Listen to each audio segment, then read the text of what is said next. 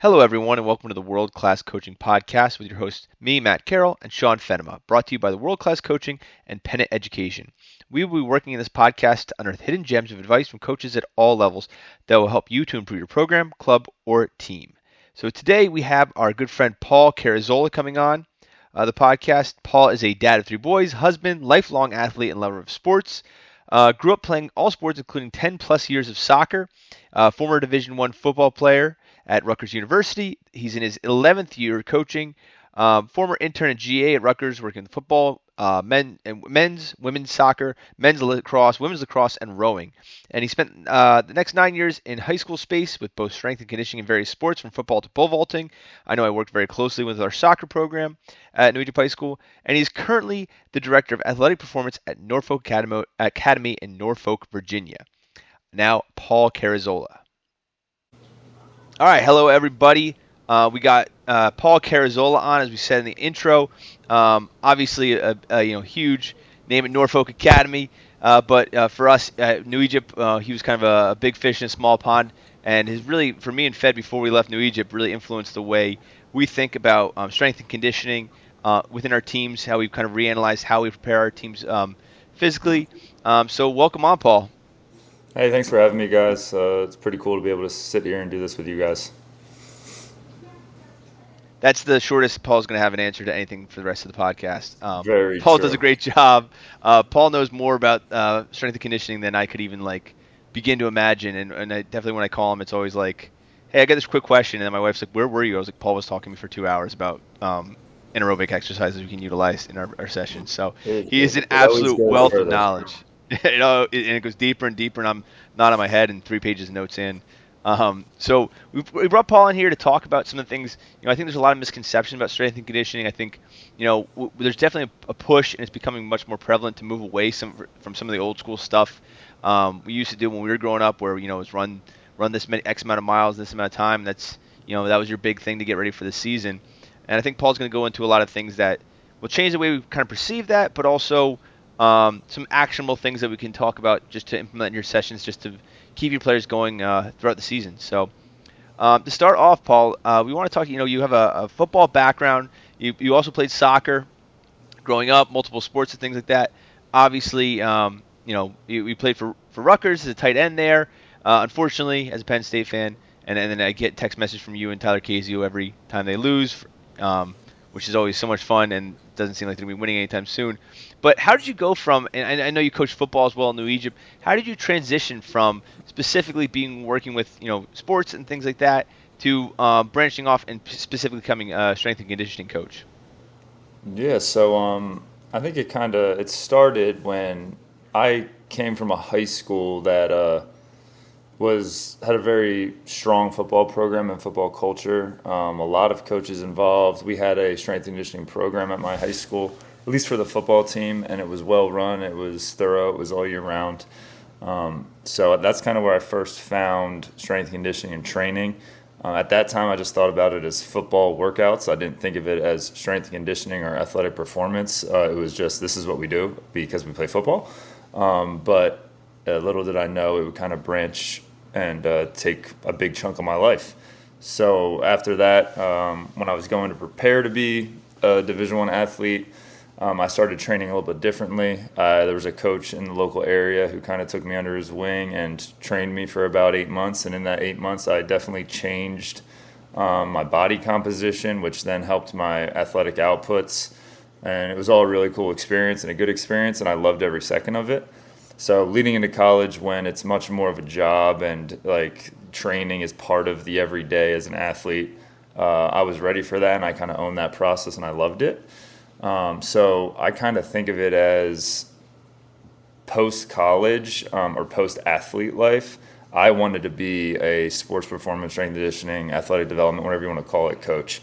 I didn't want to coach football really at first. I didn't want to be involved in other coaching realms. It was very much strength and conditioning to the point where I was ready to go after I interned in GA to go be a collegiate strength coach. And my wife now, my girlfriend at the time, did not want to do that and go about and move around the country. So it was I was like, I got to figure it out, figure out how I can do this and still it be a relevant part of my life. And I think I tried to figure that out, and I think I successfully did. But at New Egypt was a great stepping stone to be able to kind of work with a lot of the athletes, but also coach multiple sports and then start to understand multiple sports as a young coach. That kind of helped my process, and it evolved from there. So after that, I ended up at Central Regional for a few years where I helped a lot with the football team. I trained a lot of athletes at that point. It wasn't just the football team. And I loved every second of it. By then, I've been coaching in the S&C world for probably 8 to 9 years. And I knew that's what I wanted to do. And if that's really what I wanted to do, I needed to move out of New Jersey, because high school strength and conditioning up in New Jersey is not a big thing. Down south, it's definitely more developed. You get into the Midwest, Texas, Georgia, Alabama, even the West Coast now, pretty developed from a high school strength and conditioning standpoint. So I was able to move down here, become the director of athletic performance at Norfolk Academy, and kind of move forward with our program down here and build it. I work with all of our athletes. I have about 500 in total. I see them at different scales throughout the whole year. It's not like I'm seeing them all in depth the way that I see a lot of them, but I do get the chance to work with a high number and kind of find ways to relate not just their sport, but their athletic journey to training. So it's pretty cool to see. I love my job. I love what I do. And I love also the industry of high school strength and conditioning. So just like this podcast, like being able to talk to you guys who are in the weeds every day in the soccer world, like I don't live in the soccer world all the time, but I do have a lot of kids that play club soccer all year round. I have a lot of kids that aren't exposed to off seasons.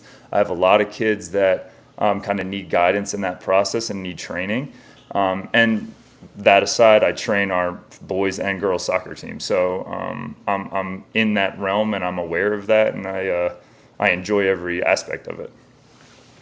Nice, that's exactly why when our days in New Egypt, Carol, he would always mess with me and go, "Yeah, Fed, you're the second best assistant coach here at this school. Let's be honest." There's I never said that. Carrizola's number one. No, just kidding. I never said that. But yeah.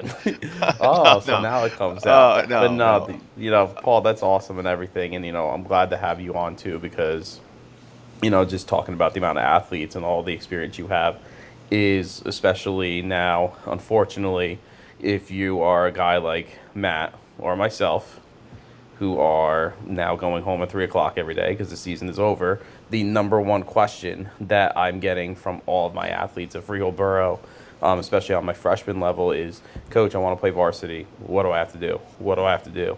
And the answer is, look, it's not just like, you have individual things that you can work on, but you got to get stronger. You got to get faster. That's what every single athlete at every level can do. So I'm looking forward to being like, hey, what do you have to do? What's your feedback? Here's a world-class coaching podcast. Let's go. Hey, there you go. Self-plug right there. Self-plug. I love it. Selfless, like, get it out there. And that kind of brings me to what I want to talk about, Paul.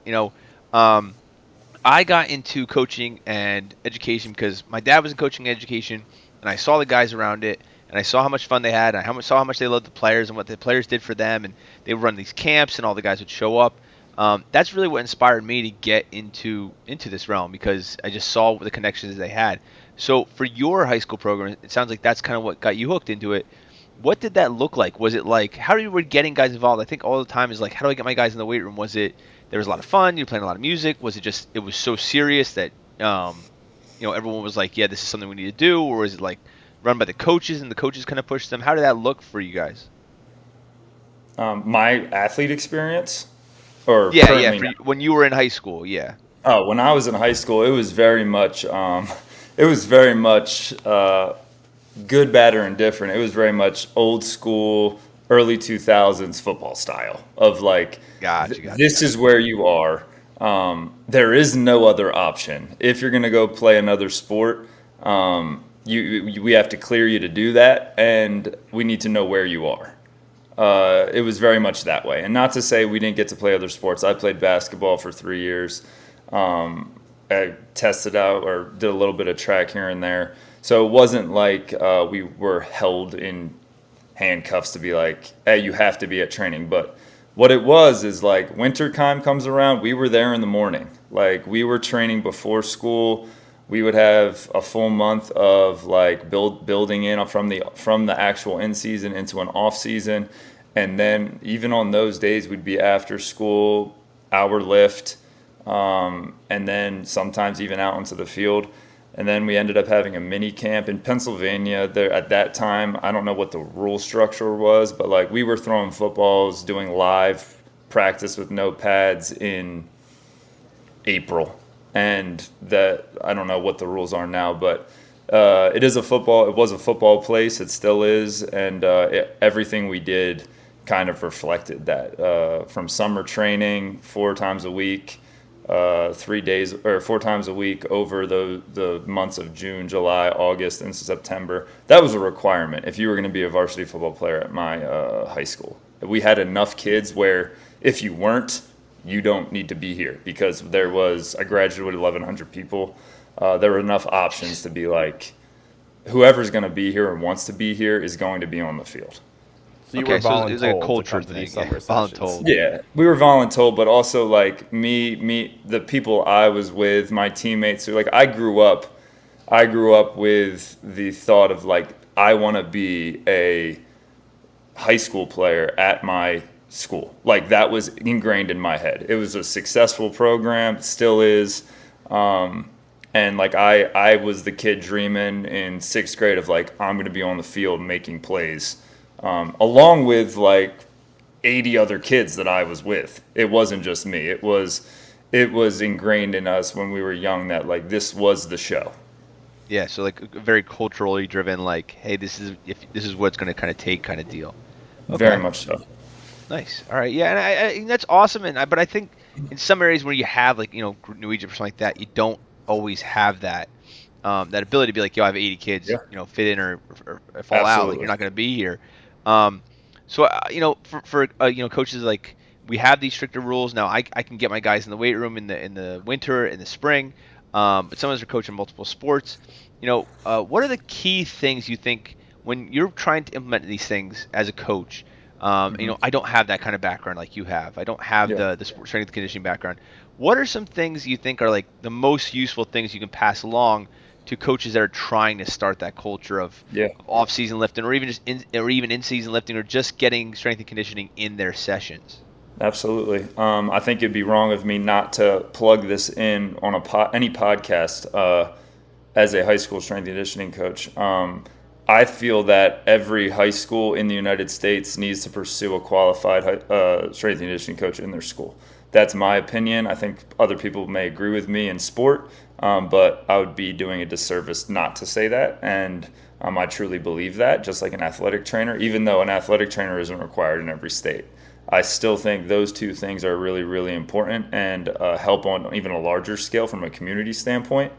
But if you don't have the luxury of that and you're a sport coach trying to figure it out, I think the first couple things to understand are the weight room is for everyone. Athletic development is for everyone. So that being said, it's like you're going to try to create an environment that is welcoming, that is just like a classroom. Like as a teacher, you don't want you want your weight room or your training session to be a classroom. You want the kids to learn, you want them to execute things properly and safely. They also have to be treated like if they were in the classroom. It's not a place like, as you guys know, like there isn't always, the messaging you're giving doesn't always need to be screaming and yelling at your kids. So knowing your kids, finding the best ways to encourage them to come in. I take a lot of pride personally in the environment that we have when we train. Myself and my assistant director, are very, very, our belief is strong that when we get kids in the weight room, the biggest thing is that they enjoy the session, they enjoy the process of the season, to the point when they leave that they have to tell themselves, or when they evaluate it, it's like, I like being in there. If they like being in there, they're going to come back. It's not ever going to be a situation where I left on a negative stamp, like a negative message or a negative stamp on the end of the session. So when they leave, they have that thought in their head of like, that was positive. So if you do that so many times, especially in my position where I see them so much, you create a big investment from the kids. On the flip side, if you're in a spot where you have to actually drive them and get them into the setting, the biggest thing that I've seen help is finding ways to make the training environment, one, competitive, because most athletes that are either can be externally motivated or internally motivated, or intrinsically motivated, I should say. So finding ways to make it competitive safely. So that's kind of how we use tech. We kind of drive competition through the tech that we use.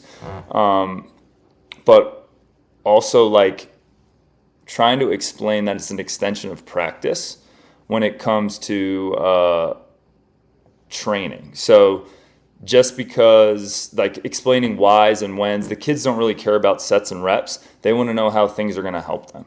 So trying to broad your base of knowledge to like, hey, this is really effective for these reasons, and these are athletic qualities we need to be good at said sport, including soccer.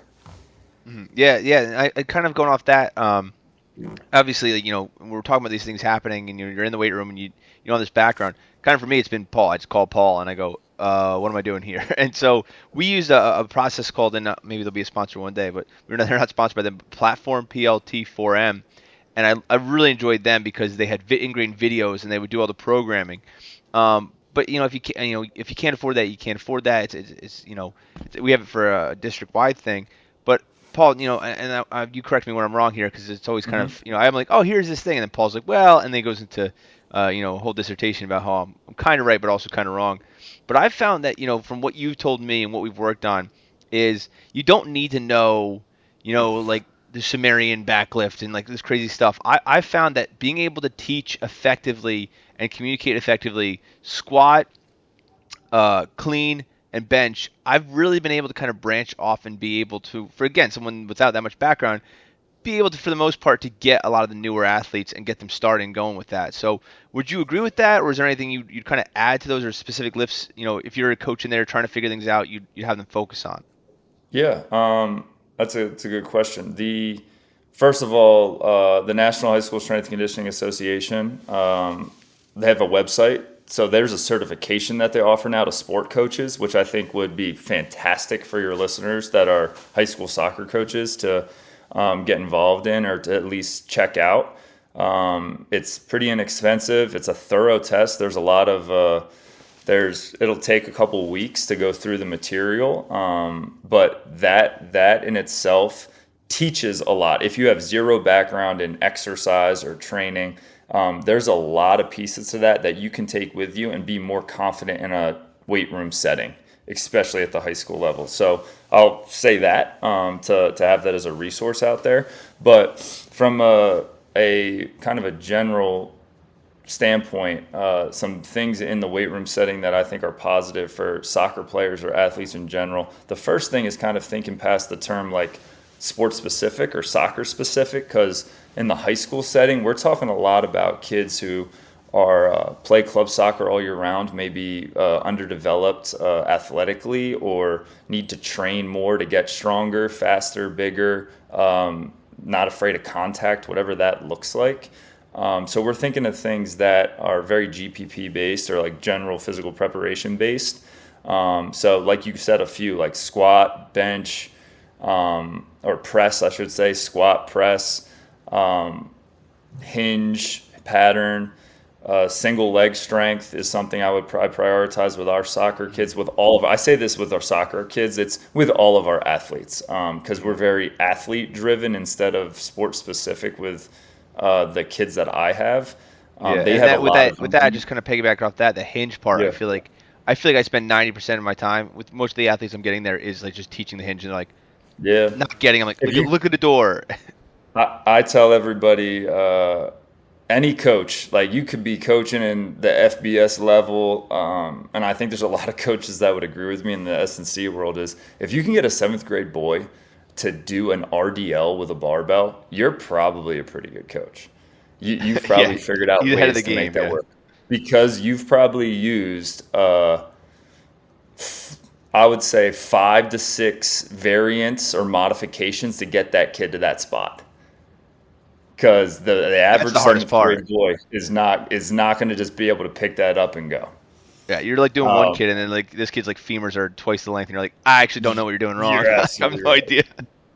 You say move at the hip, and then their entire like the entire spinal column is folded forward, and then they look and you're like, I did it right, and you're like, no, didn't work out. But we're going to try this. Watching you. Yes, but we're going to try this.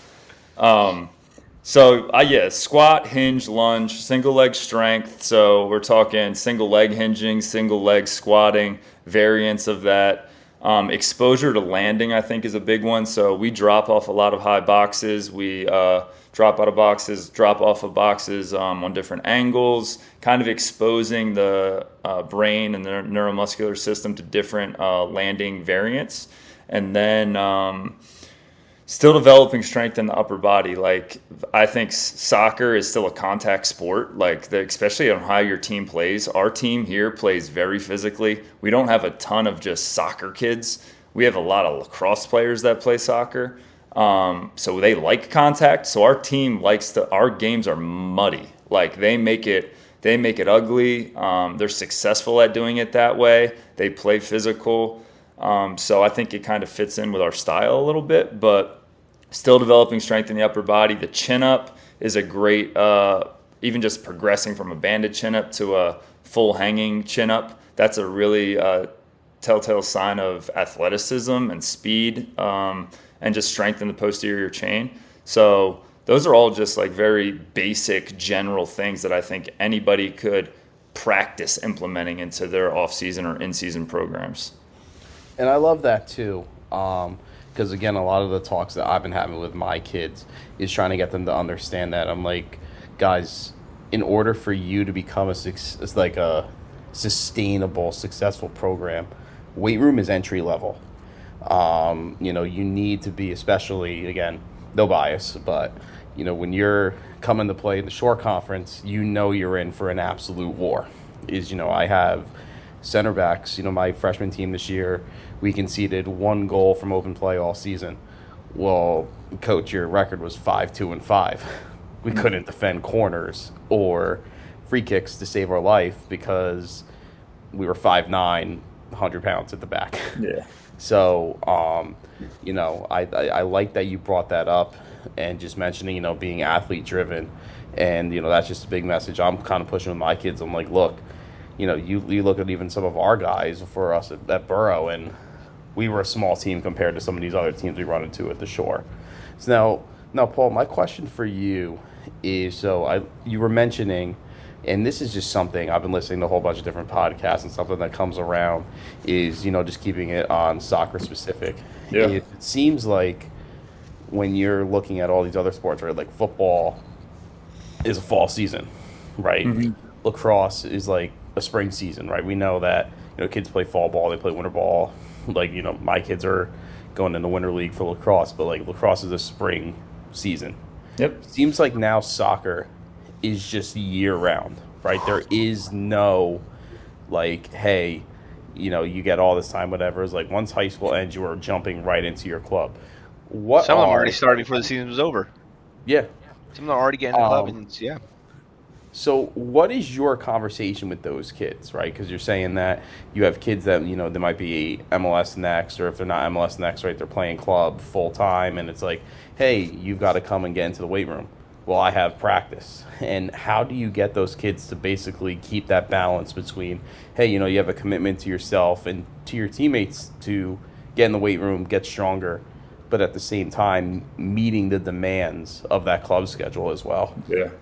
It's a great question. I think it's a national thing, a national concern. And when I look at it as a strength coach, it's like something that needs to be discussed like at a higher level, because the club schedule is becoming so demanding. We have a lot of ECNL players down here, and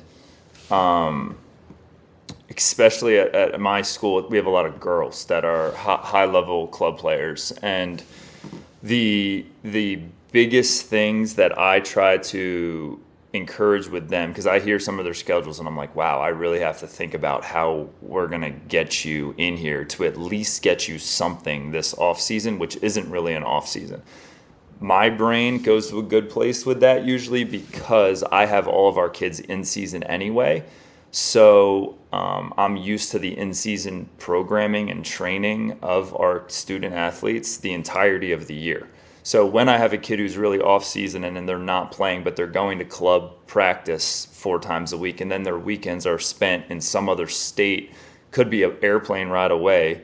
The biggest thing is communication. So finding out with that student athlete. In these cases, for me, they're very much usually kind of motivated, and because they do want to play soccer at a higher level, I kind of tie that in with them and their parents of like, hey, this is something that's not only going to serve you right now, but it's going to serve you down the line if you choose to, if you want to go play at a higher level in college, whether it's D3 to D1. Nowadays, they are training, they are lifting weights. And for our girls, it's like I take a really big, I'm very prideful of the fact that our girls lift heavy and they lift in season and we train. I think honestly, on the boys' side, there's a little bit more variety with like my kids they're all over the place, going to different places, playing different sport, or on the club scene. I feel like our girls here do a really good job of coming in and making the time to train. I think a lot of it is education. A lot of it is talking to parents. Whether even like I'm to a point where I have kids that go train other places. I'm like, if you're training and I can see what you're doing, or you can talk to me about it, or I know the person you're going to, I'm like, that's fantastic. Like I will never tell you not to go do that. In order to do that, you have to be involved, though. Like you have to communicate with the child, the student athlete. You have to communicate maybe with the parents as well. But to encourage a real off season, I think is really important, but also almost impossible. Like you're saying, Fed, like they're out playing all the time. So we try to aim for 2 sessions a week with those kids, where I can get them for an hour to a half hour every twice per week. That's usually what the schedule looks like with them. It's not off season at all. It is very much in season training. But the thought is if you're getting in season training throughout the fall, winter, spring, and even the summertime, and it all looks like 2 days a week, that's 100+ sessions that you wouldn't have gotten if you weren't doing it. So that we're in the net green at that point in my head. As opposed to the kid who might not be playing club soccer, or they have a lower schedule, or their schedule's not as demanding. I'm going to see that kid a lot more in the winter time. I'm going to see that kid a lot more in the summertime. But ECNL down here, at least in the summer, starts super fast. Starts like the beginning of July, I think, and then I might be making that up, but it's around that time frame. And then they're doing stuff mid-fall. Like the fall season is a big time for them because our girls play in the spring. So the timeline might be a little different, but it is heavily demanding. And I would encourage any student athlete, any coach to really try to get your kids in twice per week, even if it's 30 minutes to an hour. That's a really good time frame to get 5 or 6 really solid exercises in to kind of blend nicely with the demands that they're playing at. With that said, like in the school setting, is with your school teams, in-season training is a high priority, and I think it's a hidden way to get extra sessions built into the year. Yeah, that's all great. I love that. Now, have you ever had any situations where you've had athletes like run into situations with their clubs where, they couldn't make lifting or anything? Because even like here in New Jersey, there'd be times when I was at West Windsor South, I couldn't even get kids to play on my Winter League team because they were like, Coach, I have a contract, I'm signed on, I pay for this club, whatever. They're responsible for my training, my whatever I'm doing. I'm not allowed to go anywhere else. Have you ever run into anything like that or dealt with any of those situations? Or I wouldn't say from like an academy standpoint of like signed with a pro team's rights or anything like that. I've never had that here, but I have had like the club program that is super extensive with what they're doing, things that I probably wouldn't do with my student athletes. And I try to at least educate our kids about how they're doing those things or when they're doing them. And then the other side is like, I can't control all things. I can't control all beings, all other coaches, what they're doing with their kids. So when I have them, I make sure I know, especially the group that we're talking about right now, like those club soccer players. It's like, what did you do yesterday? What did you do earlier this week? If I hear that you ran 2-man U's before you went and did something else, it's like, okay, you're probably fried right now. Let's like modify what I had planned and we're going to move to something else. Or like maybe we're not going to run tempo runs outside today because you've already done a ton of like energy system development work earlier this week. So it's kind of like finding where the big rocks are that they still need within the week to week basis, based off of the communication that they're giving me. And then if they come in and like we do a vertical jump and we measure a vertical and it's like, hey, your vertical is down 4 inches. I'm like, what did you do the past week and a half? Or like, how many games did you play? What did practice look like? How many sessions was it? And usually it's like something crazy that I would never even have thought. Like in my brain, I would have thought like, I didn't know you were doing that extensively. We played 4 games at a tournament, and then we had conditioning practice on Monday. And you're like, "Oh, all right, we're gonna do yoga." Like, exactly. We're not gonna do a Michigan today. Yeah. So I think a lot of that is like, I think the takeaway from there is communication. Is like, it's not going to be one size fits all. Like, I think, again, for people that aren't really familiar with it, you're kind of like, all right, well, I'm going to find 5 drills and we'll do a circuit and it'll be great. And circuits are fantastic and definitely something you want to use, for your teams. But it's when you know what's going on. I'd have a kid that was going and playing high level club, so he was, going from our session to another session, and I'm like, hey, maybe you're not going to do the sprint workout today, and having those conversations with your players. I forget the name of the app. We used to have an app where the players could like daily report where they're at. I think that level of communication, like, this is hurting, this is tight, this is sore. If you have an athletic trainer on site, communicating with your athletic trainer, and getting kind of a sense of what, for some kids it's, you can't control that they're going to go do their things, or you can't control, you can tell them don't play pickup basketball, but if they're playing another club, it's just kind of modifying it for those things. Not even just the strength and conditioning aspect, but even sometimes their minutes in practice and things like that.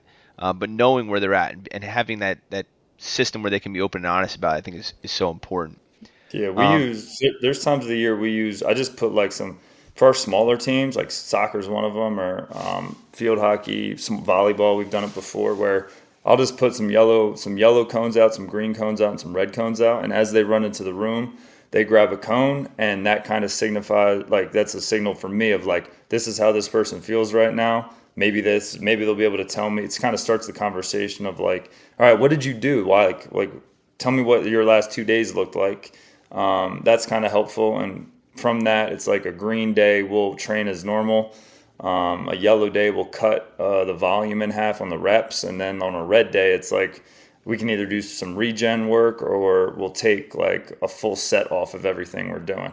Like I've done that stuff in the past. In high school strength conditioning, another coach had put that information out, like, this is what I do. And I think he's kind of given it to everybody. So that's a pretty big thing that most high school strength conditioning coaches are doing with their children, to just like really have a better snapshot of how they're feeling from a readiness standpoint. Yeah, I love that, because again, like, these guys have so much going on. I have kids that are like, I gotta leave here at 4:30 because I'm going to work, and they're going to work a 4-hour shift and be on their feet the entire time.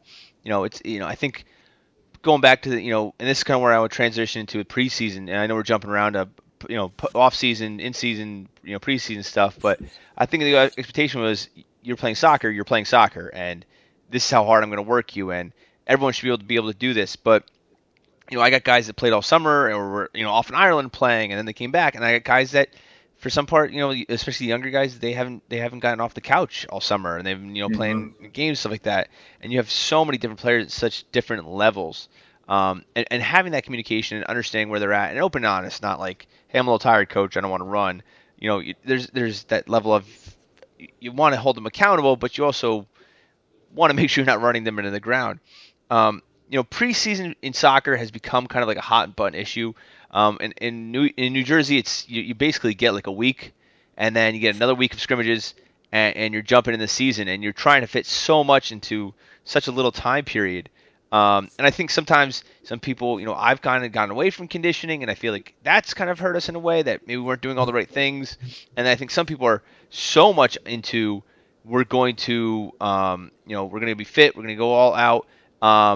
And they're doing some of the, like the things that we did as kids, where you're running miles and miles and miles. So I don't want you to go into the level of depth maybe we'll go into later on. But in the preseason, what are some of the misconceptions I think some people have? And what are the things you think are really important to remember when you're getting your players ready for that season in such a short period of time with such differing levels of conditioning work over the summer or for basketball in the winter and things like that? Yeah, so you're going to get, you can't assume that every kid is coming from an off-season training program that's going to prepare them immediately for preseason. So the thought of that acclimation period of time where you're going to definitely try to think about controlling the amount of total yardage in your session, the amount of high-speed distance in your session, the amount of how much are these kids actually moving, which is kind of hard to do unless you have GPS or something to monitor them. But I think if you kind of think of the drills you run, you think of the field uses that you have, are you using one field, or are you having your kids run from field to field to change fields during the middle of practice? That's a common thing in football, but that's something you probably wouldn't want to be doing when you're first starting. But this a slow build to try to definitely acclimate your kids to not just playing soccer, but the state of playing soccer. This is how you need to be able to take this stress and be able to deal with this stress. And it's not just we're throwing a stress bomb on you the first week to be we did that because we need you to be tougher, or we need you to be this is what the game feels like. Doesn't work like that. You need to build yourself up to that. Especially when you're talking about kids who are coming off the couch or are untrained and just showing up to go play soccer, because the demands of the game are not coming off of the couch. It is definitely something that needs to be built up. I think this is just me from a bird's eye view in general. Soccer and the word fitness have a for some reason a feeling of the connotation to be very, hey, we need to be running all the time. Fitness means running. Fitness means run over and over and over again. Repeat. Consistent, long, slow distance. That is not the energy systems really used in soccer the entirety of the time. On a good aerobic base is a really important thing in any sport, and in soccer it definitely is a really important thing. You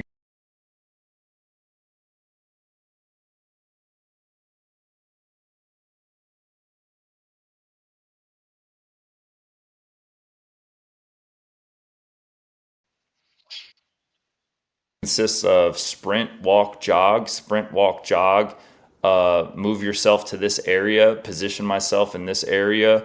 Coach is changing the formation. Now I'm here, and now I may have to run even further to move down the field up the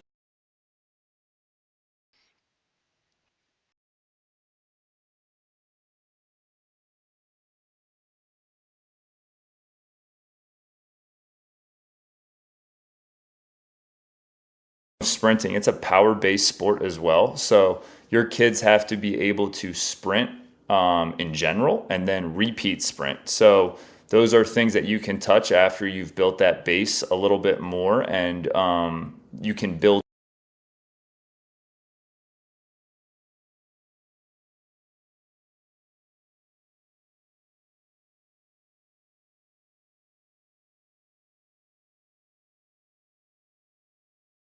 development. So the small-sided games, I'm sure you guys have talked about, is a huge thing. Intentionally sprinting before practice, right after the warm-up, big thing. Whether it's racing competitively, whether it's you put the timing gates out. I would encourage everybody to have timing gates if they can afford them, if they can get them.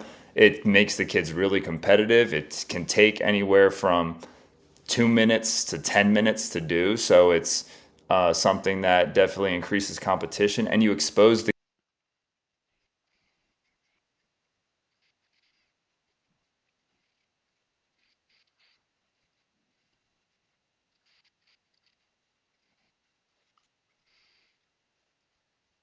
Mhm. able to touch those in the preseason so you can do it during the season. I would also argue that you have to do it in the season to maintain it and to keep it. When you talk about things like hamstring resiliency, calf, ankle, or calf, Achilles, those are all posterior parts of the body that sprinting has a really big part of, and exposing your kids to that's really important. Like I'm sure you see a kid pull a hamstring in a game, and sometimes it's from top end sprinting, sometimes it's not, but it's definitely a mechanism that's used in top end sprinting. So exposing your kids to that, just like you would an aerobic base to start the year. And now, does an aerobic base need to be we run 2 miles every day? No, it doesn't. It can be planned out tempo runs. It could be small sided games with like a competitive run for a winner loser. But there's different ways to do it that you can blend it in without making it be like, hey, we're gonna go on the line and we're gonna just run to run, or run a beep test in the middle of the year, or run a man U, Yeah. whatever it looks like. Like those are things that you can find other ways to make it a little bit more like soccer, and to have the kids kind of not. Yeah, I mean they're gonna have to run, and you're like, all right, your punishment's running, and you're like, we're just gonna run. And you're like, oh well, I hate this thing that we're doing. That's incredibly important part of our game.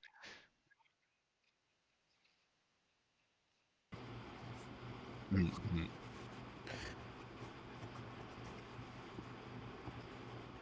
Mhm. And Yeah, Paul, and I I love you have brought guys that that. are like that. I'm sorry, Fed. What are you saying?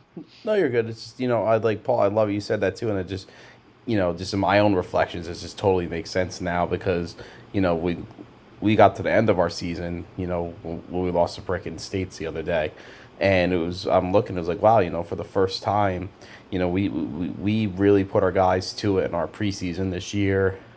Our one thing was we would play teams right with that intensity, like you were saying, like, hey, can they sprint for all 80 minutes? It's not just running, running, running. It's we would play a Manasquan who's just intense sprinting 80 minutes nonstop, and we'd get to 60 minutes 1-0, and then drop 4-0. Or we would play Southern, like same thing, Southern close game, 3-1, 3-2, lose 5-2 last 15 minutes. And just seeing that progression, because then, we got to Brick Memorial and States, who was a team like that. Like, hey, they are going to be just in your face, 80 minutes. So, I think we got that good base, but it was just, it was great to see just to make it into that coaching thing is, I personally saw it this year is right with all those things about, getting your sprint speed up. It's not just about running, it's positioning. It's not 80 minutes of running, it's 80 minutes of movement and the right type of movement, because, it took us a full season to be able to be ready for an 80 minutes of, hey, can you keep up with this team that's going to be just as fast and stronger than you? Mm-hmm. Yeah, and I think Fed to that point, like we think about like fitness is again like soccer's like fitness is just so like vague, and we say that thing, but and I'm sure you can go in way more depth about anaerobic, aerobic, and all that stuff. I still get them confused, no matter how many years we've talked about them. But I've always kind of seen it as like, okay, well, we grew up and it was like you run to this line, then you run to this line, you run to this line, and back, back, back, back, back, straight line, things like that. So from having our conversation with you, I know I've tried to implement. I'm like, I want them sprinting, I want them jogging, whatever we're doing. So even if we're doing a sprint, like there's a recovery aspect to it, and they have to restart the sprint. But also like some kind of diagonal movement, and then something where they're thinking. I think there's so many different ways. And again, like you can go into more detail, but I think they get so fatigued from different things, like thinking. Just the thought process and staying involved and mentally while they're fatigued is something I like to train as well. Where we'll do, they'll sprint and they have to make a decision based off that, and adding the decision making. That's a level of fatigue and a level of fitness that I don't think early on in my career I was really thinking about. It was like, yeah, if these kids are making decisions, I teach all day, and when I get done, I'm like, all right, I haven't been lifting bricks like when I was working in fence companies, but I'm exhausted because I've been thinking the entire time and doing all this stuff. And challenging those players with that kind of stuff, I find it is really important as well. And finding those different levels of it. So some of the things I've taken from you, like we do the sprint, but we'll do the curve sprint as well around the half circle. We don't have the line, so we make them race. And loser has to do fitness, and we kind of try to pair them up like that, just creating it competitive and fun. Got into Gaelic hurling this year, so what we started doing was I started taking the hurley and just ripping a shot like 40 yards out, and then making two guys chase it, and they had to go get the ball. And they don't like that's the hardest I've seen them run all year. Like they ran out, I was like, get the ball, you got to like toss it to me like underhand, so you got to like get it, beat the guy, and get to me. And they were like top end. Then they're cutting and they're changing directions. I love that. Like, super intentional. Mm-hmm.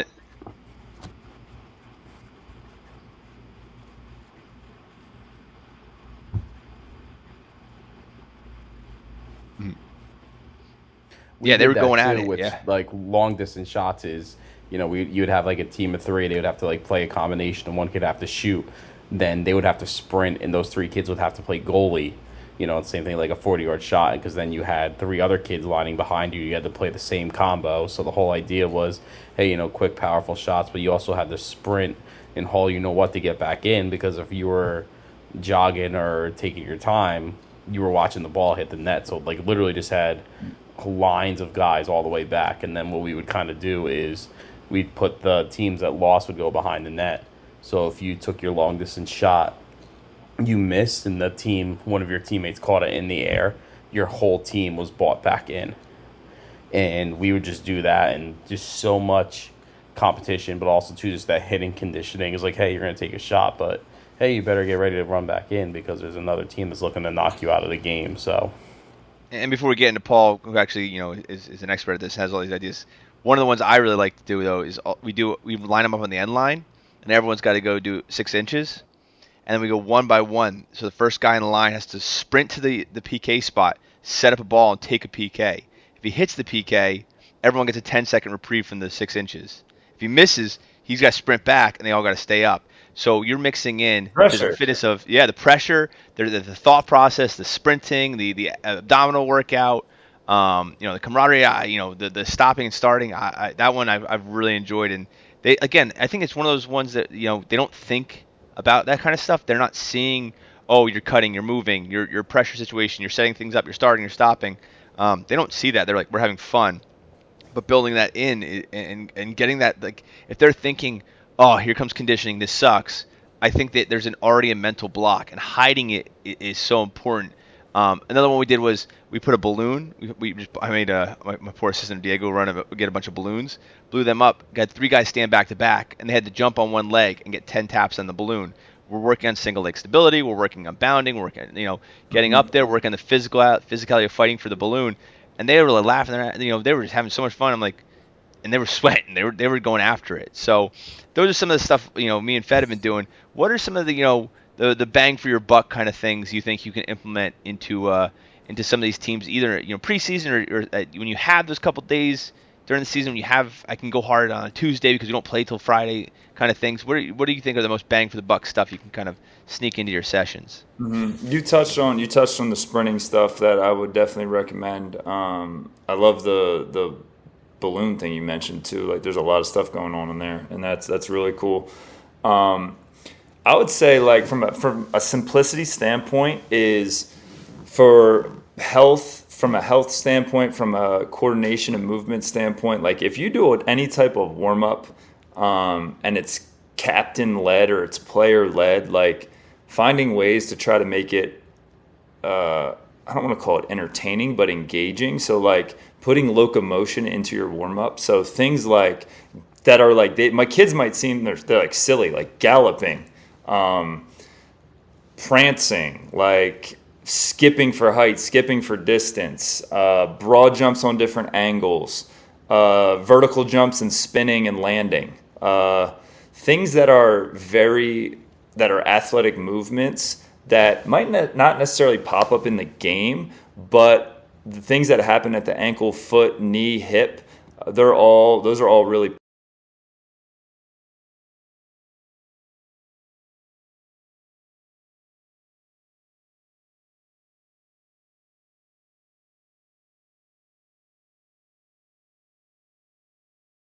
and it shouldn't really look like practice. It should look like training almost, except without a soccer ball. It would be much more of like jumps, bounds, skips for height, things that are athletic, where you're exposing the kids to deep shin angles.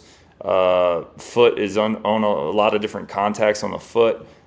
Those type of things I think are beneficial to even getting right into practice, so there is no lull going into the actual training session that you have planned. It's like these kids are super warm already, and it's not just because we did like some like half-hearted hamstring stretches or a static stretch. It's much more blended into the practice. They shouldn't really be able to tell what's practice and what's the warm-up.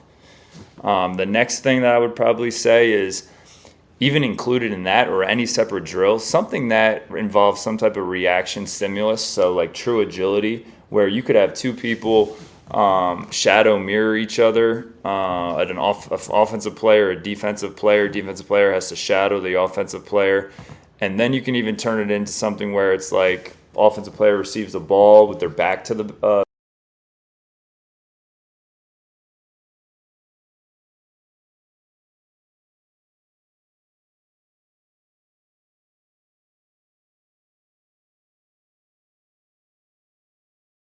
base of knowledge of soccer, but a lot of kids who are highly skilled do, I believe, probably play very well with their back to the net and the ball at their feet. They're comfortable with the ball in their feet. So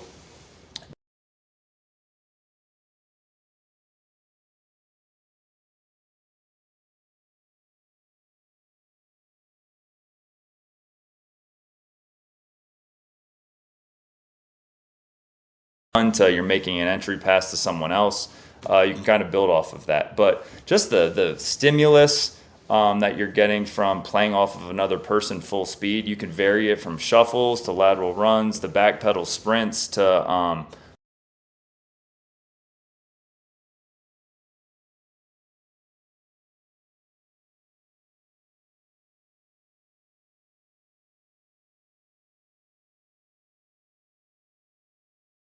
those are two big ones that I think are could be staples in any type of session. And with that said, like I would encourage anyone listening to go look into what the quadrant system is. It's a book. It's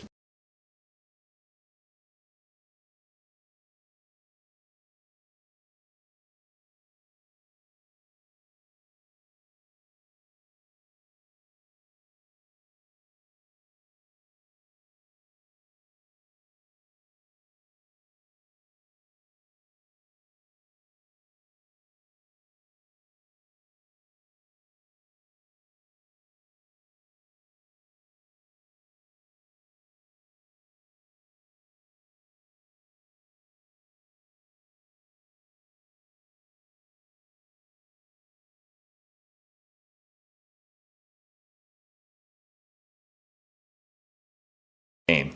So it's super specific to that. As of if you're a couple days away, you might, or 3 or 4 days away, you might be able to do things that involve a little bit more total distance, a little bit more total volume and yards covered. So you might have those big drills.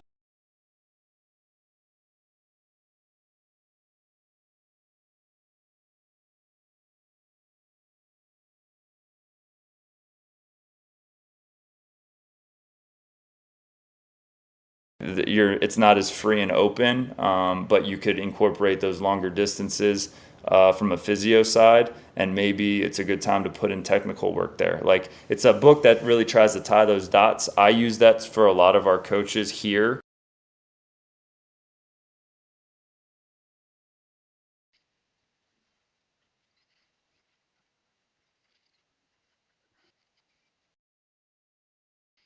Yeah, I think that's the hardest. I think so many people see this as like I don't really know. It's a kind of I don't know how this works. It seems like so much to delve into. Again, I took a kinesiology class for I think 40 minutes before I dropped out, and I was like, this is the worst thing that's ever happened to me, and I got to get out of here. I did not think I thought it was like here's the healthy food to eat. And they started talking about like the different ligaments, and I'm like, I can't pronounce anything here. I think people get so worried about that, but I think what you've talked about here is just breaking it down to these simple principles of, hey, if we can get this, it's like almost like a food pyramid. If you can get this throughout the week, your athletes are going to get better. They're going to improve via these things. And I don't think everyone, out there is going to be like, okay, well, I'm going to go, go and take these courses and become this level of, you're at, Paul. But I think what people can take away from this is there's a few simple things and a few, just the way you change and the way you look. And I think that quadrant system is a great place to start. Is just changing the way you think about it, because it's not separate. They're not different things from like soccer and strength and conditioning. Like all the things we're doing are working towards that. I think I really harp on that as like that mental stamina is, can they do these things and tie the motions to the thought process in the field? Like ultimately that's what we're trying to teach them here. Now it's soccer specific, but can you bring that into your strength and conditioning and get them to be thinking about how these actions then can like translate over and make them a better player? I think when we're doing bear crawl grids, and they have to tag each other around a grid and doing bear crawls, they're not like, this is going to work against Northern on Monday or something like that. But if you can get them to kind of understand a little bit more of the dynamics of it, I think it does help with the buy-in and helps them utilize these things. And so we're getting towards the end here, but I know, I think you've given us some amazing things that coaches can just, tomorrow step into their coaching session and bring into it. But you mentioned Man U's several times. Now, we're not a Man U podcast. Unfortunately, Tottenham. Come on, you Spurs, baby, champions of Europe. You'll never sing that. 2-1 in the Champions League this weekend, so that was nice. But what are these Man U's you're talking about? What do you got? We don't do them here. It's something that I've never actually administered it, but it's just it's very similar to a beep test. I think it's longer. Okay. And the time increments may be different. I've never actually administered one, but we have clubs in the area that I believe use them from what I've heard, and I have kids talk about them sometimes. I've heard of them before too. It's like, it's like what was it like? It's like Thomas Frank at Spurs does the 10, like the 1K beep test, where it's like they got to do 10 lengths of the field in a certain amount of time. It's like one of those things. It's just like an over the top type of, hey, you've got to make your beeps or whatever, but it's like longer. It's not just like the sprint weight. Like it's meant to be like, you are going to push way past your limit in some way. Okay. All right. So with that, again, then I think that, we're going to transition from there. It's not something you use. How much, do you believe in things like that, like the beep test, testing that kind of stuff and getting that information? Because I know for a lot of coaches that ends up just being like, hey, I need to know who's in shape, and it gives the kids a goal to set, and if they can't, spend their summer working out, how can I trust them in the game? So I think a lot of people use it as kind of like a, kind of set the mark for people. But how do you see testing and its importance in preseason? Yeah, I see it. I'm not a big fan of it for different reasons. Like one of them being like, especially in the high school setting, you can't control everything that's happening with the kids. So like you don't know what they're doing, where they're coming from, what their off season looked like, what their club season previously was. That's impossible to manage. So I think of it as if you shouldn't be using a test to train your kids. So if you're using an administered test and using it as a way of I guess this would segue into like conditioning and energy system development are different things. Conditioning is task specific. So in our case scenario, we're talking about it's playing soccer for 80 to 90 minutes.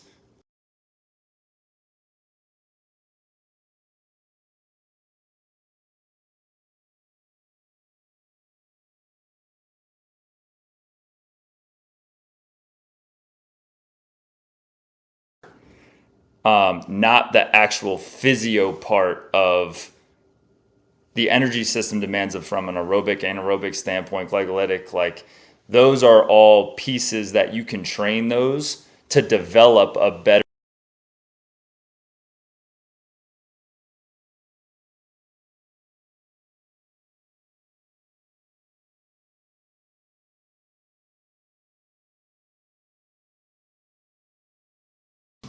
A lot of coaches don't view it that way, but I would say then you'd have to start thinking about how are we preparing the energy systems used, which are always all present. All three energy systems are used all the time, whether it's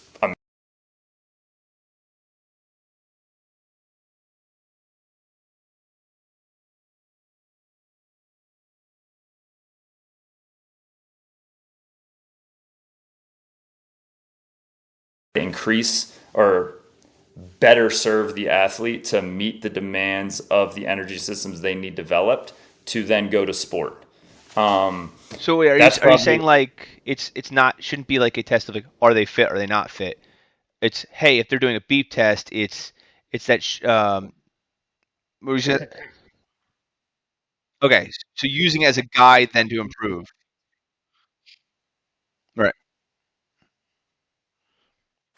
I see as like a barometer of like, yeah, okay, you're just getting a snapshot right now of what they are currently. Hmm. Whether that meets the actual game or not is another discussion of like, is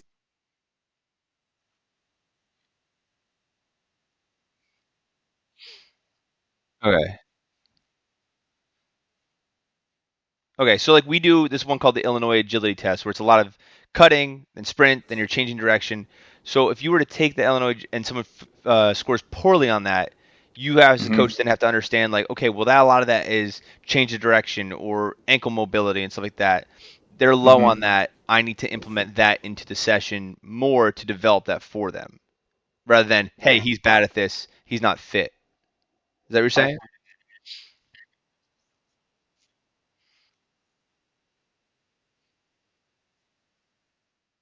Our now, and it may not be like the in season may not be the best time to do this, and I don't think it is, but it's like you're not going to go.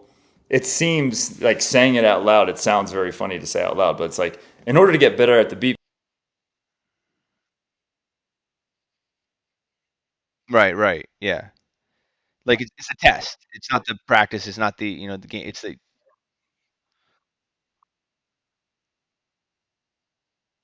Because agility in my domain and how I think about it is reactionary. It is based off of stimulus, it's movement off of a stimulus. I'm assuming that the test is very change of direction oriented, mhm, like yeah. a structured, fixed environment. So you're like sprinting to a cone, you're rounding that Yep. cone, and then you're running. You're kind Yep. of doing like a figure eight back and forth between the cones, cutting back Yep. around and doing a sprint. Yeah, so I would take that test and say, is this relatable to soccer? And pieces of it maybe, but a big part of it is the fact that it's not reactionary. It's like soccer's a reactionary game that's based off of stimulus. Like the ball, other people, like you could get a kid who might not be the best mover, but they know how to position themselves, they know where to be. Hmm. They know how to, well, quote unquote, play the game. They might not be the best athlete, but from an agility standpoint, it's like they know how to be where they're supposed to be when they're supposed to be there, even though they didn't score the best on your test. On the flip side, it could be, all right, this kid's really good at this test. They can change direction. Like it's a fixed grid, it's a fixed movement. It's like, I know I'm going to this cone, this cone, this cone, figure eight, this cone, and they do that really well. They could be really athletic. They might be able to get in and out of cuts well, like you're saying. But once the ball gets on the field and they got to make decisions, like you were talking about earlier, it all goes because they can't connect the dots. If you look into the OODA loop's a observe, orient, decide, act. Is what it stands for. And it's like you got to be able to see things. You got to be able to contemplate what those decisions are that you can make. And then you have to actually act on those things that are in your brain that you're thinking. It's that like process of like, all right, how do I link my movement to what's happening around me? Okay, so how would you make that better? How would you make that more stimulus based? Because like I know I've read conflicting things where it's like, well, you hold the red cone, if it's red, you go this way, and I heard that's not Mm-hmm. really some people love it and they're like it's so great because it's creating that mental picture like you said. Other people are like, well, it's a different stimuli than they'll be experiencing, so it's fake stimuli, so it doesn't count.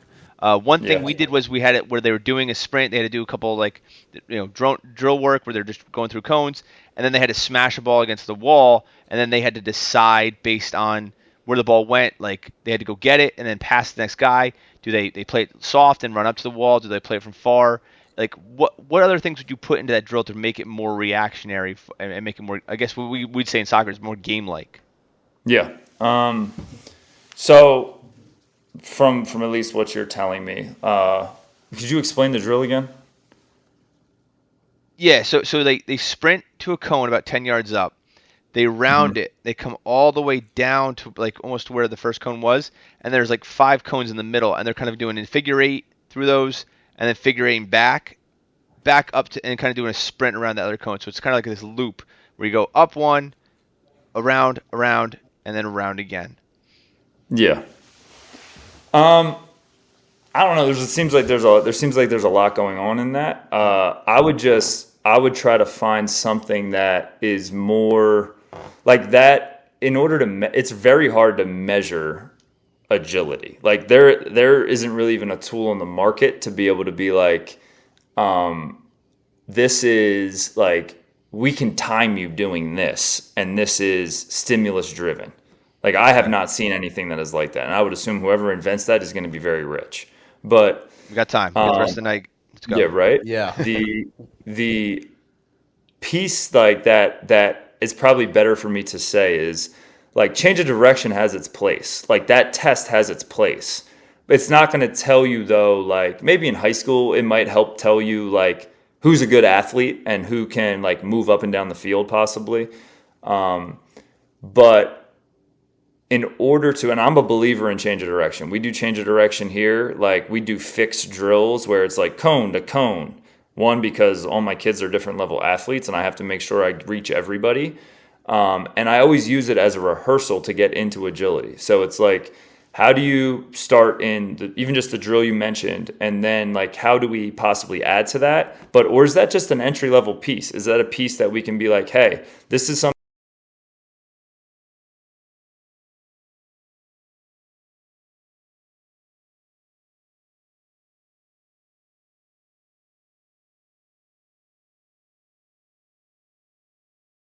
reactionary feel to it, a small-sided game that we really care about. Who's really good at this small-sided game? Who's somebody like who's the group of 3 that plays 3-on-3 a certain way, that we like how they play together, how they react off of.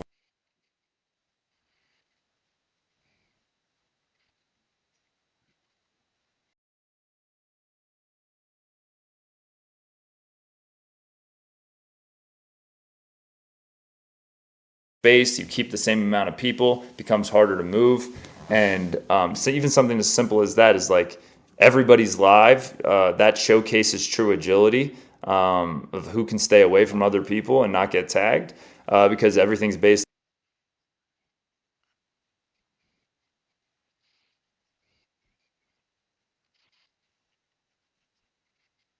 Mm. Yeah, I mean, like you're man marking a corner, you're staying with your marks, you're losing man, whatever. And you do that drill, and it's probably the hardest they work the entire session because they're like, "Yo, this is so much fun." Like, Yeah. again, like I feel like disguising it like that, getting them to understand it. They hear the word conditioning and they're like, "Oh, the worst part about soccer is the conditioning," and it's like, Yeah. it just turns them off from that concept. But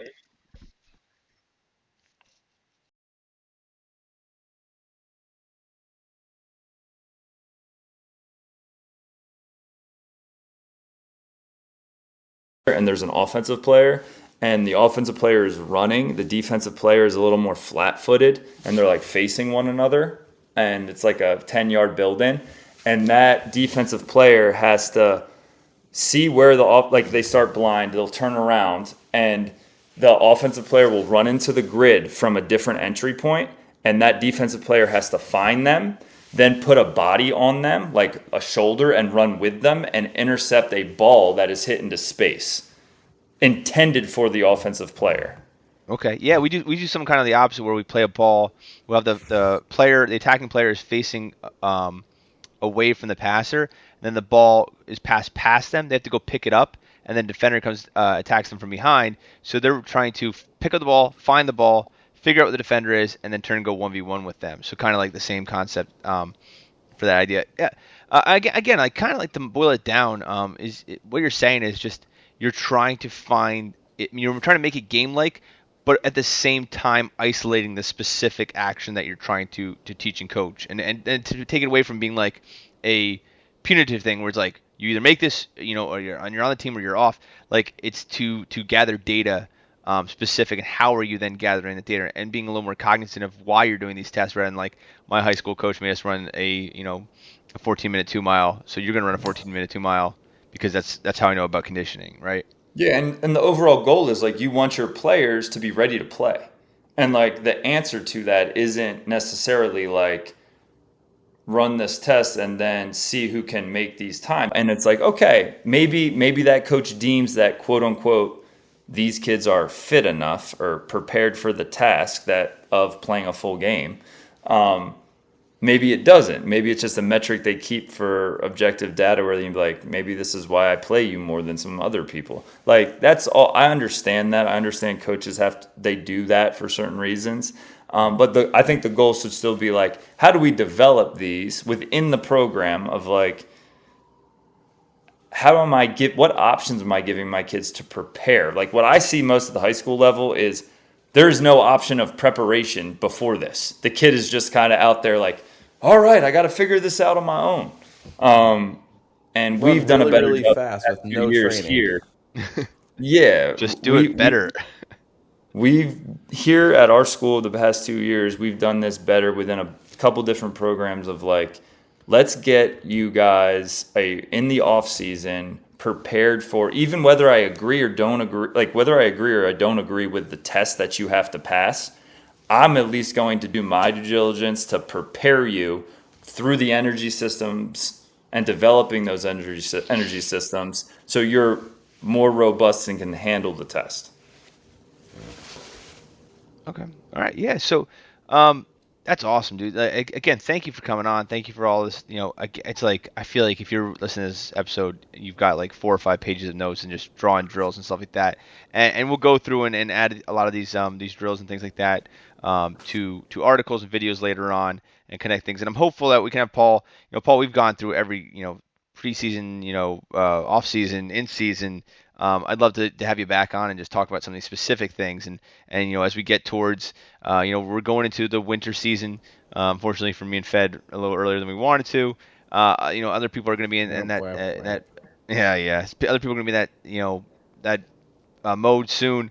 And so just going over some things like in the future, I'd love to have you back on and talk about that stuff. But for today, I mean, I think I need to, pull the plug here and go and like just kind of like let it all kind of simmer for a little bit and take away all this stuff because I'm already thinking now like, our preseason is going to look way different than it did this year. Just, I mean, again, we're an hour and 11 in, and I've revamped my entire first week of practice. So I'm sure everyone's kind of the same way. It's like, let's digest and we'll come back to it. But dude, thank you so much for coming on. Again, every single time we talk, I feel like I walk away knowing so much more about not only strength and conditioning, but like myself as a coach and my understanding of what I'm trying to get out of these sessions. So thank you so much, Paul.